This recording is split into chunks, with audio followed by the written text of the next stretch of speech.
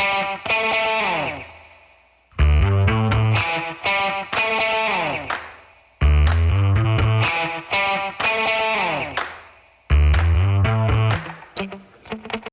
folks. Welcome to another episode of Film Study. This is Ken McKusick.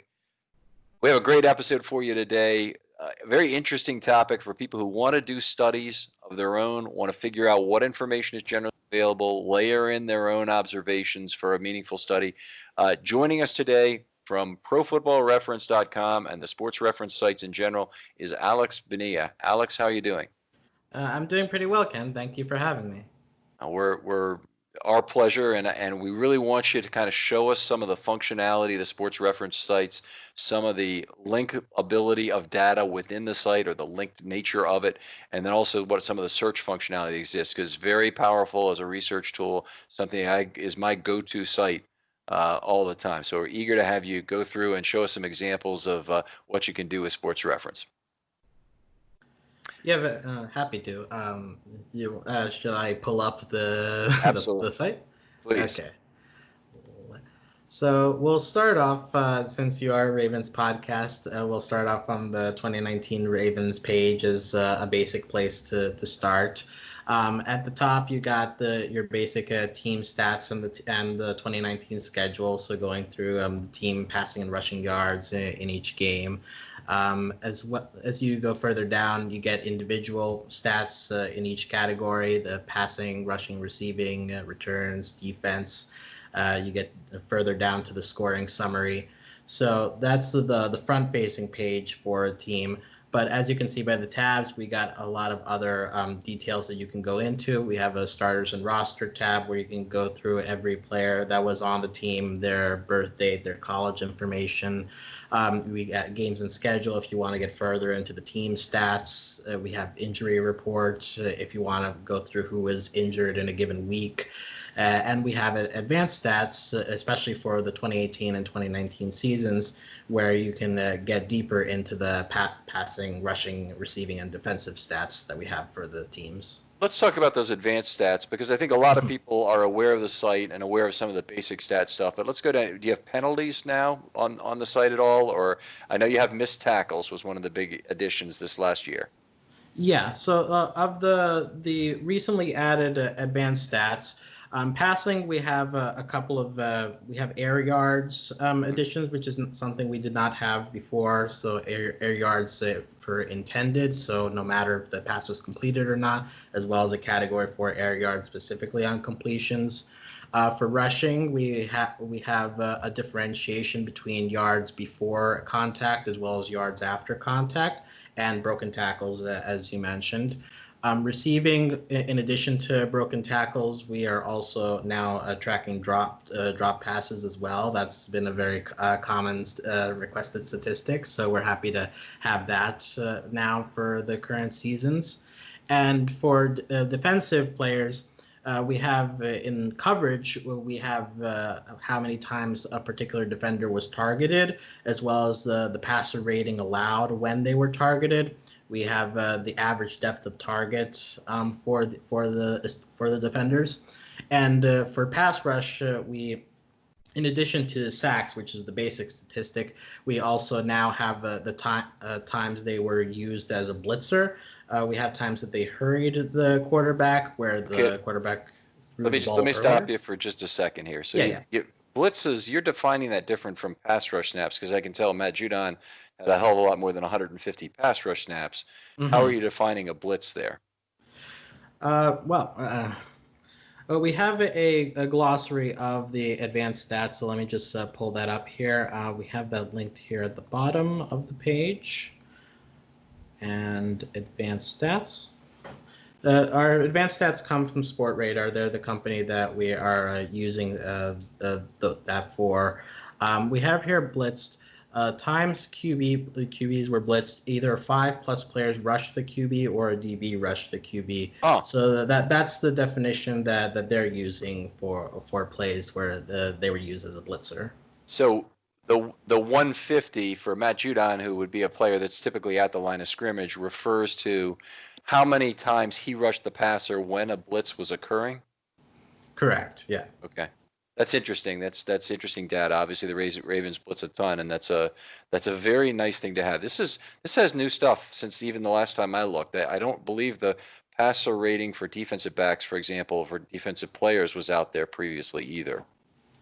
Yeah, the advanced defense is something that we've been tweaking to make sure that we're using as much of the advanced stats that we're getting as we can. So that and average depth of target was also something more recently added as well.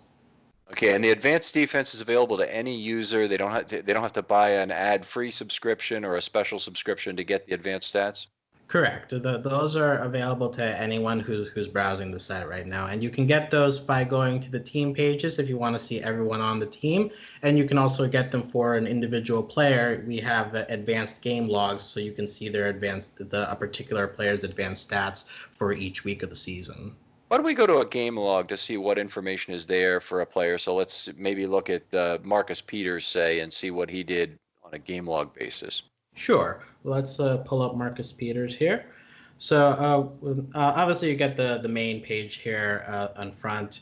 We his main defense table, and we have an advanced defense table where you see him on a season level. But in the game logs tab, we have an advanced game logs. So as mentioned, we have this for 2018 and 2019 right now. So I'll just pull up the career so we can have both years in the same page. And so you can see from week to week how he did. We'll focus on when he was with Baltimore, so that'd be beginning week 7 of 2019 there. So yeah, you see how many times he was targeted in each week. Looks like week 9 was his busiest with the 12 targets. You get the same advanced defense statistics we saw on the Ravens page just for each individual week for him. Now, is there a way I can group game log information like I can seasons to look at just his play with the Ravens and get a rating for the season? Say, oh, that's a 32 game rating, but down for. Yeah, you know what I want. Okay. We don't have row summing initiated for the advanced game logs just yet, although that is definitely in our projects list. But also when we go back to his main page, fortunately, we do have that split up by team at least, so you could see at the season level like what his stats were with just Baltimore versus what they were with when he was with the Rams at the beginning of the season. But we are definitely planning on adding row summing to the advanced game logs the same way we had for the basic game logs in the near future. All right, that's terrific. And then go back to the top. I want to look at the row summing for seasons. This is something extremely useful for baseball, but useful for football too. Let's take just the first 3 years of his career, say, and sum those up the way you would, and then see how that projects. So, Alex, just on 2015 to 17 with Kansas City, that's fabulous. I mean, a lot of times you want exactly that. And also we have like the per 16 game average, which is useful, especially for players who may have played partial seasons and you want to get a better idea of what they would have done with a full season's worth of games. So just having that side by side with the season average, at least to me, is also useful every once in a while.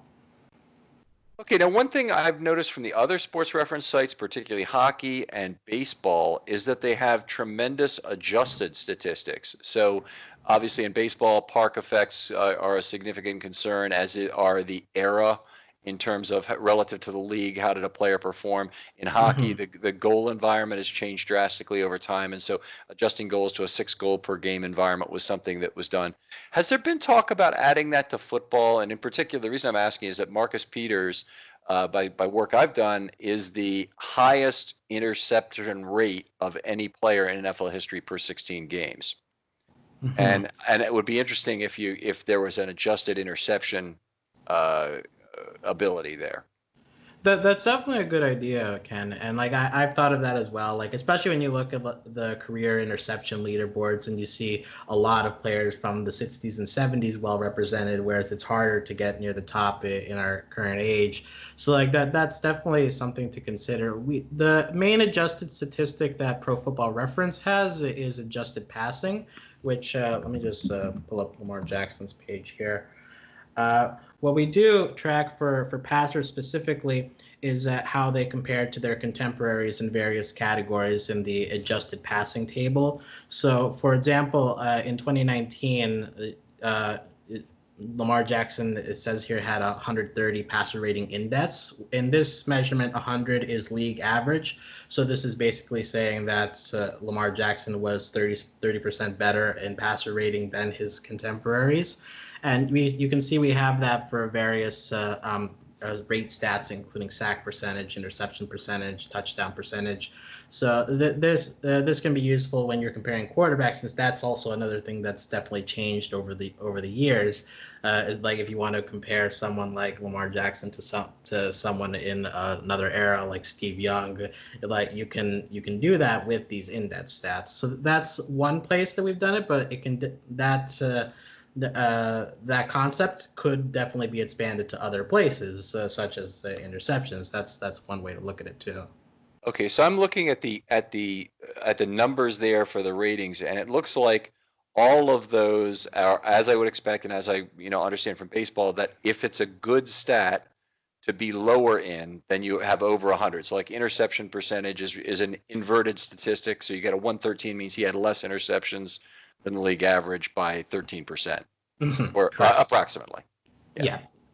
And the sack percentage is the same one. There's no world in which sacks are a good thing, I don't think. So his sack percentage is 10% better than the league average, roughly. It might be 1 over 1.1, but roughly that. Yeah. All right, terrific. That's great information to have. Let's talk about some other things, because one thing that's great, and we'll get back to some individual studies on the Ravens, but is to look at like draft history on the site. It's one of the things I go to most frequently. Why don't you take us through that and what options you have in looking at drafts?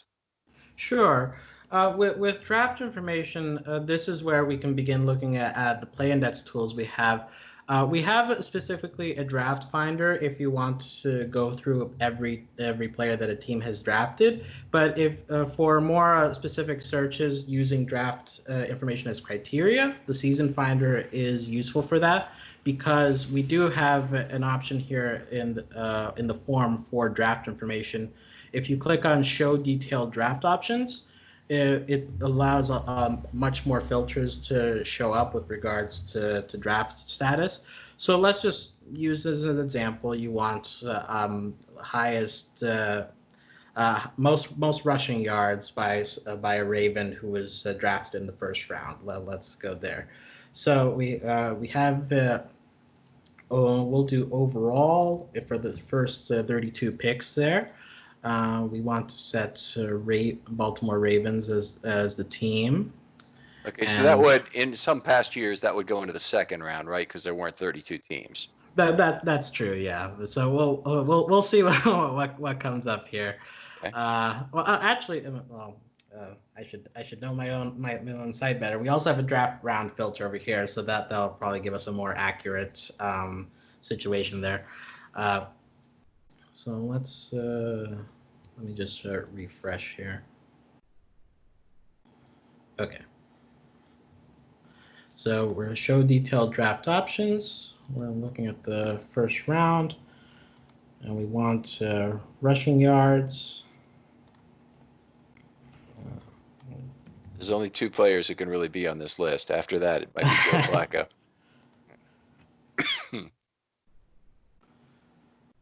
Yeah, so we've got some Jamal Lewis. We got Willis McGahee. Lamar Jackson is up there. The Mark Ingram.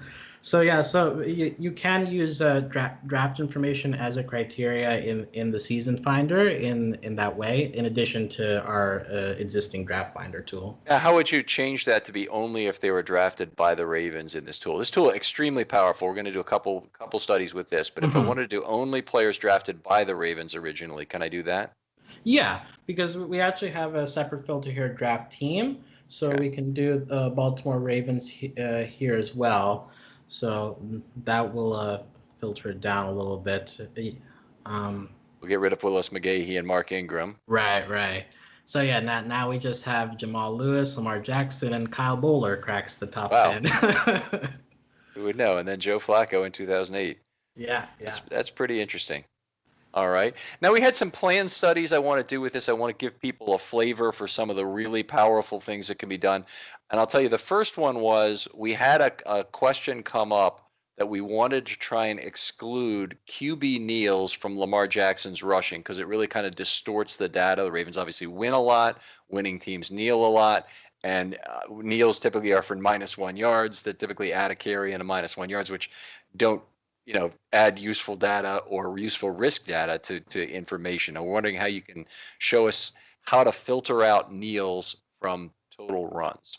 Right. Well, we have a gameplay finder, which in my opinion is one of the most powerful tools we have, since it definitely has a lot of different filters that you can go through. For this in particular, we want to look for rushing plays specifically. So in play type, we'll make sure that only rush is activated. And over here on the left in the play results section, we have a couple of different yes/no filters that you can activate.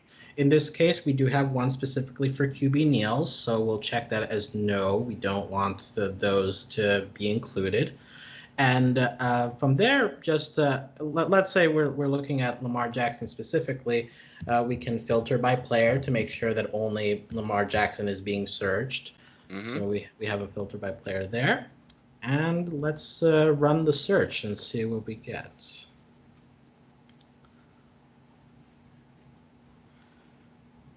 Yeah, so we have, I'm wondering why Mark Ingram might be included there, unless there's some fumble recoveries. So, That's interesting. wait, although actually, I think I missed a step. Right, because once we put in Lamar Jackson, we can also specify that he's the primary rusher on the play. Okay, so now we're excluding kneels. By the way, you don't seem to have spikes in there. You have kneels, but not spikes. Correct. I believe the situation is that the play-by-play, at least the way that we parse it, doesn't make a differentiation for spike plays, whereas at least with kneels, like it says Lamar Jackson kneels for -1 yards. So right. It might have to do with the source that we're parsing the play-by-play from. Although we'll have to look into that. Wait, what's going on here? Oh.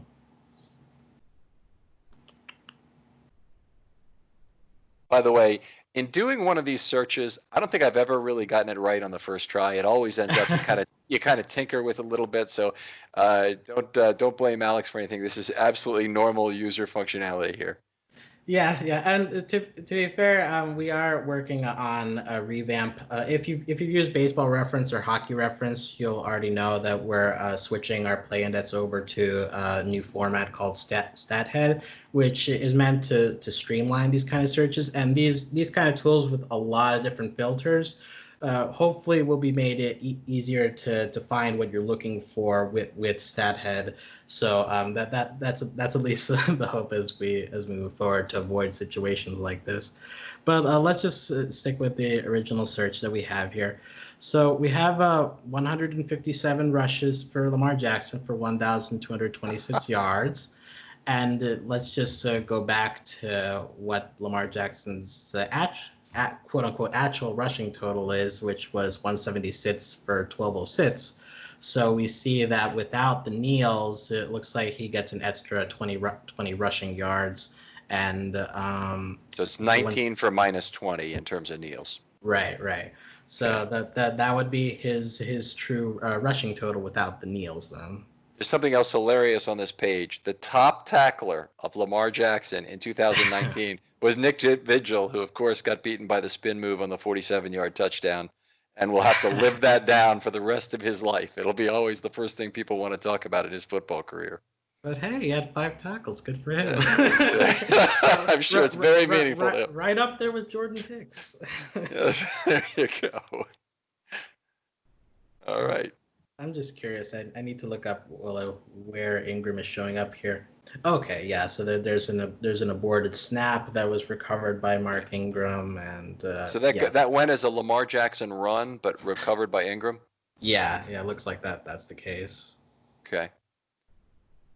All right. Is that the common definition of that? I'm just wondering. I guess it is that it's a Well, if the well, actually, because up here we have Mark Ingram 2 attempts for 8 yards, so it might be possible that Ingram is that it's actually an Ingram rushing play. To be honest, I've never looked closely at like aborted snap plays, so this is a bit new to me, honestly. okay. All right. Well, we can certainly leave that for a later debate. We have Yeah. we have other cool stuff that we wanted to look at for this. So, do you have a way to look at scrambles on design pass plays? That's another one. hmm Now, we can't search for the specific play, but if you go through the advanced game log that we looked through earlier, we do have scrambles Terrific. for each game. So that would definitely help in the search for that, since it would definitely help you figure out like what number you should be looking for. It looks like in 2019, his mats was six scrambles in the Cardinals game in week 2. And we also have yards per scramble as well, and you could extrapolate total yards from scrambles from there. Now this is again Sports Radar that's deciding whether something is a scramble or not. And I know scramble totals differ hmm somewhat by slight, just like missed tackle totals, for example, do. So if I look at PFF, I'm going to get a different number. This is one scramble number to use. And do you have a total scramble yards somewhere? Yeah, you have yards per scramble and the total yards. So we can calculate it if nothing else. Yeah, yeah. I think I've done like total yards from scramble, but using the yards per scramble. So I think it probably makes sense at some point to just add the total to save people the work there. So well, Sure. I'll bring that up. Okay, and we don't have. Can we trim the game logs to just 2019 so I can Yeah, square that up would my make reference? sense. Let's okay. Here is just the 2019 advanced game log. Okay, so 39 scrambles is a little bit lower than what I've seen, and this is just regular season. So hmm 39 at 11 is four. No, actually, that's just about right. 429 rushing yards. So the one thing that was kind of interesting to Ravens fans was that he had 429 scramble yards roughly, and he had minus 123 on sacks. But when you put the two together, you get a number roughly of 5 yards per time forced not to throw, which is hmm incredible. I mean, most quarterbacks would be negative in that situation. Russell Wilson, excellent scrambler, 1 yard per attempt in those situations, Wow. considering both. So it's one of the really remarkable things about Jackson. All right. Okay, so that's some excellent stuff. All kinds of different things. I'm learning new stuff all through this call in terms of what you've got available. Okay, now so another topic that's come up occasionally, Alex, is looking for fumbles lost. Do you have that on the Pro Football Reference site? Yeah, we were on the advanced game logs, but actually fumbles lost we keep in the basic game logs. So I switched over to that for Lamar Jackson, and we have it over here in the fumbles section of the table. Right, that's the rushing and scoring. It appears that Lamar Jackson only had 2 fumbles lost in 2019, both of them coming near the end of the season there. But yeah, two fumbles lost compared to 9 fumbles overall. So we can presume the other 7 were recovered by his own team. Okay, so two things really quickly. First of all, there's a box that says recording finished MP3 Oh, Skype recorder. Can you get rid of that? yeah.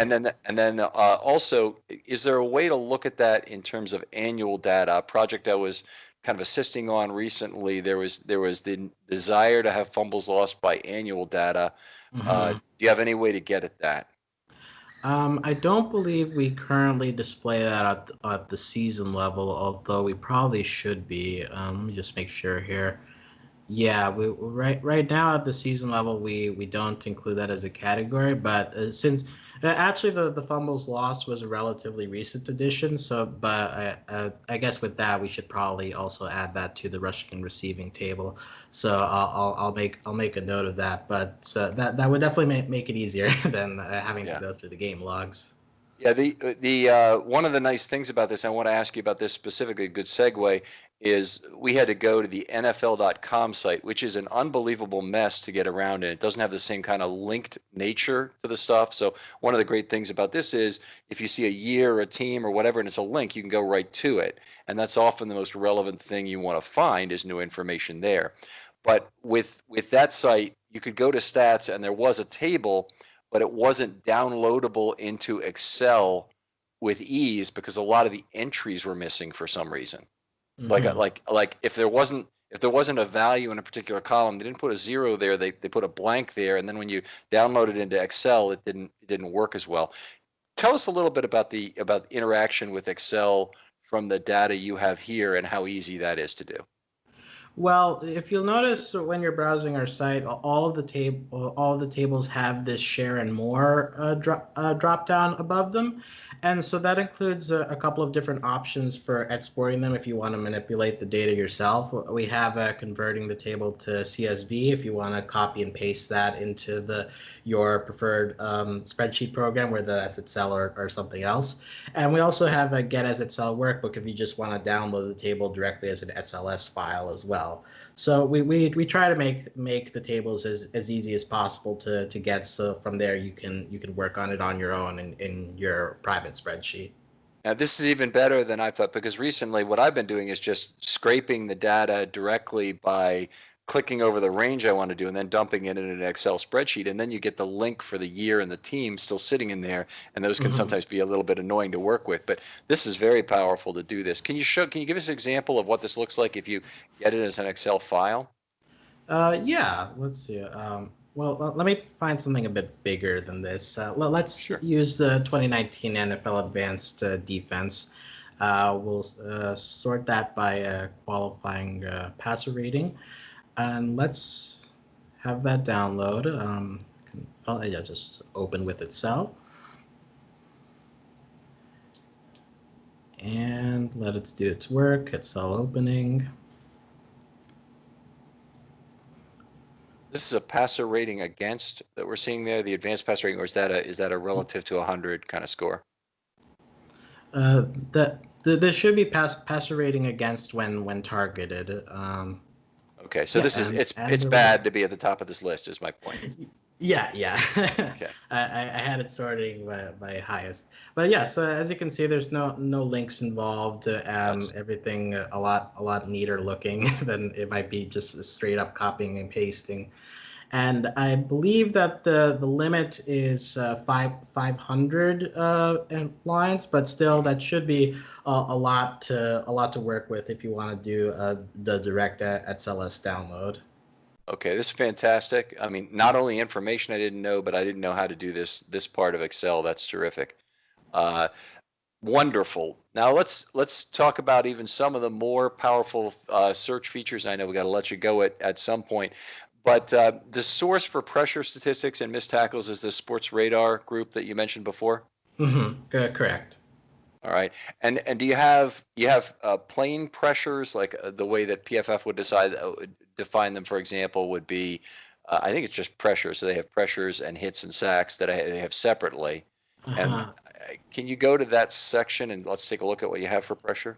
Yeah, basically, what Pro Football Reference does for pressures is it adds up sack plays. So basically, any play where you got either a full sack or a half sack, that counts as a pressure.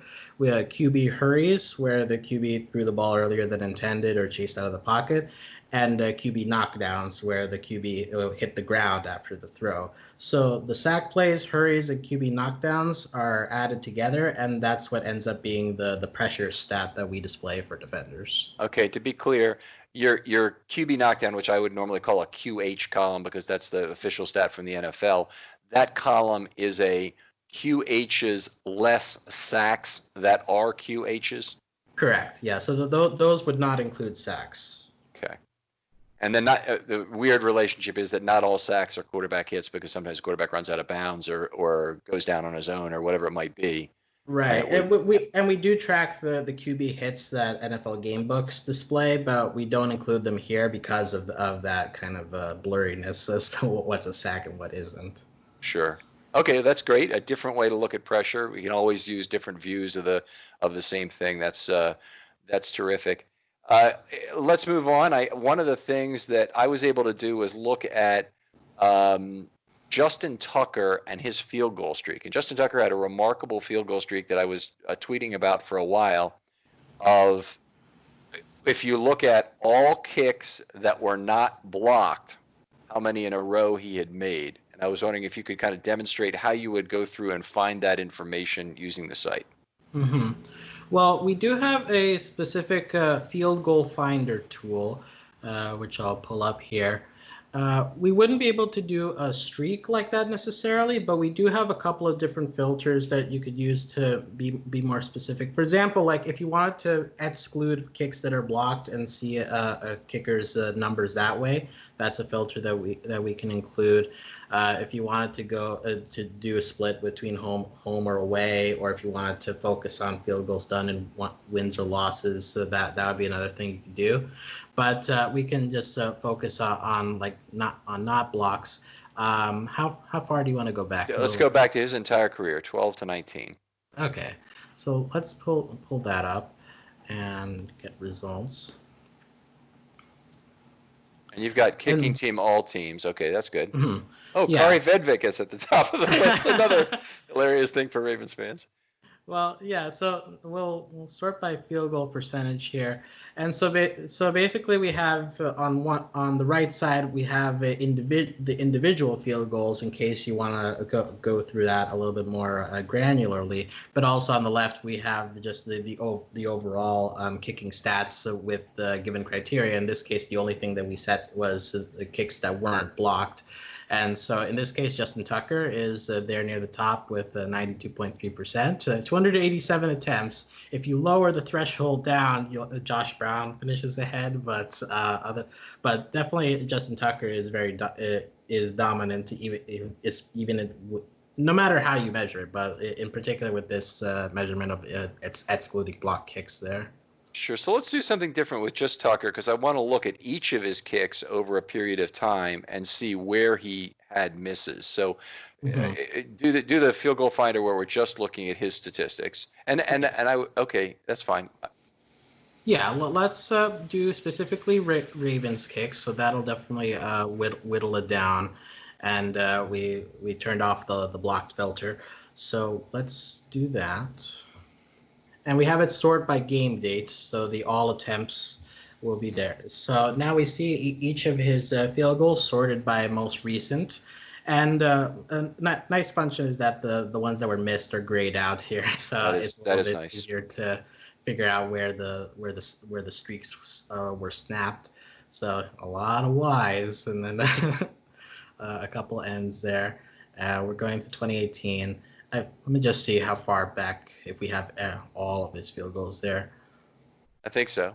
Yep, all 292. I think the max is 300 per page, so we just barely got all of his career in there.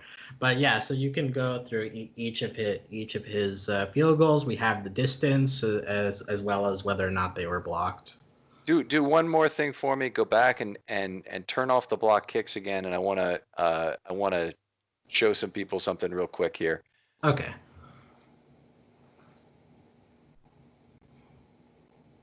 Okay, so we go back to 2018.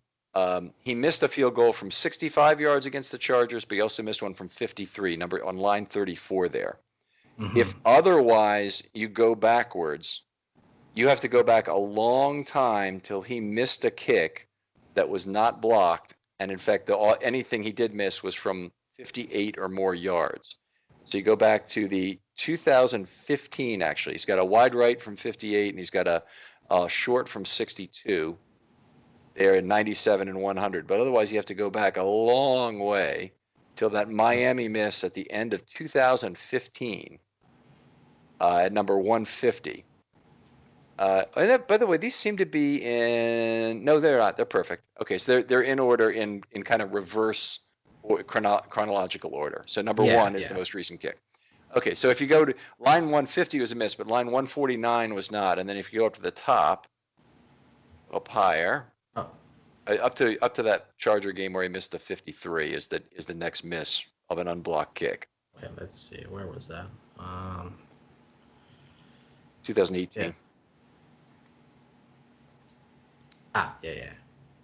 Okay, so in line 34, he's got 3 misses total in there in a what would be 116 lines or something. I forget exactly the number, but any point, this is the kind of thing you can find from Pro Football Reference that, hey, if I don't look at the block kicks, then what did he miss in this series? And you find some amazing kind of trivia questions or material you can present in your writing and whatnot. And what I just want to point out with all of this talk with Alex is just how powerful this is as a tool to be the starting point for your research. So you're going to find lots of things that you want to keep track of and count, whether that's pass rush moves or maybe something else about how quarterbacks are running or whatever it might be. Whatever your study is going to be, starting with the information in Pro Football Reference is a great place to set your framework and know which plays do I need to look at. And then you can use whatever other resources you have to layer in your information and do your study. Alex, what products do you have available in terms of subscriptions for people on the site? Well, right now the Play Index is free of use. It's been that way for many years, but because of the current situation, we are doing our switch to StatHead, which will be $8 a month. But like as you've seen during this podcast, these tools have a wide variety of applications. So when that is ready, we hope that will be at least by next month, ideally. We hope that you'll subscribe to that, and that will also include ad-free access to Pro Football Reference, which is definitely a godsend if you use our site frequently, allowing you to go between pages a lot quicker. That StatHead will also be adding more tools. Another thing with this switch is that ideally it'll make new tools easier to develop. But one that we'll definitely have ready for that is a split finder, which will allow you to search team splits a little bit easier for like how teams do on fourth down or how teams do when under shotgun versus other formations. We are planning on adding new tools in addition to all the tools that we already have on the site. So we definitely, I would definitely urge people to give it a test try before then, so they know what we have to offer and hopefully decide to support us in that endeavor. The evolution of the sites have been remarkable. I mean, it started, I knew it a long time ago for baseball. I don't know if baseball and football were both done at the same time, but now there's college football and minor league baseball and all sorts of other information that goes way beyond this. MILB, is that part of you guys, or is that a separate entity? We do include minor league stats as well as foreign league stats on Baseball Reference. Yeah. Okay, and the $8 a month that they would be paying would give them the sortability and the searchability on all the sports reference sites? Correct. We offer an $8 a month for one sport, and we will also be offering a $16 a month for access for the tools on all of the sites. So that right now that includes baseball and hockey, and as we roll out StatHead to the other sites, that will be included as well. Okay. All right. So at $8 a month, no doubt about it, worth it for football. I'm gonna have to think about whether $16 a month is worth it for everything. Probably it is. But I love the sports reference sites, and like I say, this is my first go-to start for any study I'm working on, and I think it should be for you folks as well. Just all of what they do to make this an easy-to-use site, and how they've continually tried to keep up with adjustments and advancements in statistics has been very impressive over the years. So I really have appreciated that about the sites, Alex. Thank you. And I again, as like the person who receives all the emails, every once in a while we get someone who is appreciative of the site, and it's always nice to hear that. Like I joined the site, and I joined Sports Reference a couple of years ago, and Pro Football Reference was the site that I mainly used before joining. So it's just nice to be a part of helping them continue to grow and help other football fans like myself be able to get more information more easily by way of the site. All right, Alex, one more thing I'd ask is communications going to you, or if people have questions about what the site can do, how do they contact you? Wherever you are on the site, at the bottom there will be a feedback button that you can click on, and that will show a form that will go directly to me. So I answer everything that goes through that feedback form. So just look for the question, comment, feedback, or correction button wherever you are on our sites. Okay. Alex, outstanding having you on. Thank you for making the time for us, because I know you guys are in the midst of a lot of changes, a lot of activity going on at Sports Reference. But we really appreciated this demonstration. I think a lot of people probably can get something out of this for their own work. Thank you, and thank you for giving me the chance to strut our stuff here. All right, great. Alex, I'm sure we'll be calling you again at some point in the future when we have another question about the site, and hopefully it's still another positive call about what's out there. Thanks for joining us, and we'll talk to you next time on Film.